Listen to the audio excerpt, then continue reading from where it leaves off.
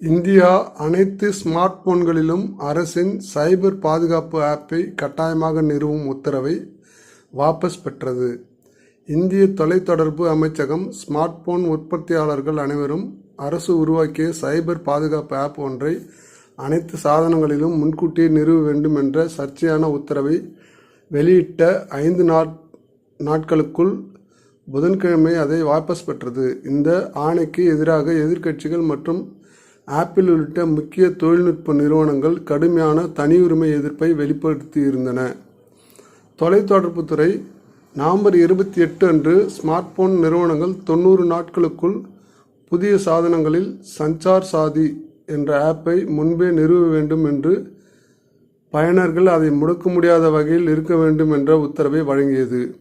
அதோடு பழைய மாடல்களுக்கும் மென்பொருள் புதுப்பிப்புகள் மூலம் ஆப்பை திணிப்பதையும் உத்தரவிட்டது. இது இந்தியாவின் 1.2 பில்லியன் ஸ்மார்ட் போன் பயனர்களை பாதித்திருக்கலாம். ஆனால் ஆப்பின் அதிகரித்து வரும் வரவேற்பை காரணமாக காட்டி தற்போது அரசு பின்வாங்கியுள்ளது. ஒரே நாளில் 6 லட்சம் புதிய பயனர்கள் பதிவு செய்துள்ளதாக. இது தினசரி சராசரியை விட 10 மடங்கு அதிகம். சஞ்சார் சாதி அதிகரித்து வரும் ஏற்றத்தை கருத்தில் கொண்டு அதை முன்கூட்டியே நிறுவுவது கட்டாயம் அல்ல என்று அரசு தீர்மானித்துள்ளது என்று அமைச்சகம் புதன்கிழமை வெளியிட்ட அறிக்கையில் தெரிவித்தது. இந்த உத்தரவு தனியுரிமை ஆதரவாளர்கள் மற்றும் எதிர்க்கட்சிகளின் கடும் எதிர்ப்பை தூண்டியது. சிலர் இதை அதிகாரவாத நாடுகளில் உள்ள கண்காணிப்பு நெறிமுறைகளுடன் ஒப்பிட்டனர். காங்கிரஸ் கட்சியின் பொதுச் செயலாளர் பிரியங்கா காந்தி இதை உளவு ஆப் என்று கூறினார். பிரதான எதிர்க்கட்சி இதை தனியுரிமை மீறல் என கூறி பாராளுமன்றத்தில் விவாதம் நடத்த வேண்டும் என்று கோரியது. தொடர்புத்துறை அமைச்சர் ஜோதிராதித்ய சிந்தியா செவ்வாய்க்கிழமை ஆப் முழுமையாக விருப்பத்துக்கு உட்பட்டது என்று கூறி சர்ச்சையை சமாதானப்படுத்த முயன்றார். ஆனால் அவரது கருத்து ஆப்பின் செயல்பாடுகளை முடக்கக்கூடாது என தெரிவித்த அதிகாரப்பூர்வ உத்தரவுக்கு முரணானது.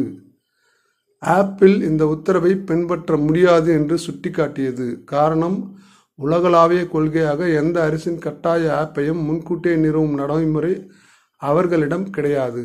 மேலும் iOS மீது ஆப்பிள் கடுமையான கட்டுப்பாட்டை வைத்திருப்பதால் இந்த உத்தரவு அதற்கு முரண்பட்டது.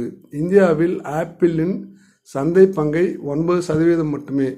ஆனால் சாம்சங், ஜியோமி, விவோ, ஓப்போ போன்ற ஆண்ட்ராய்டு நிறுவனங்கள் ஆதிக்கம் செலுத்துகின்றன.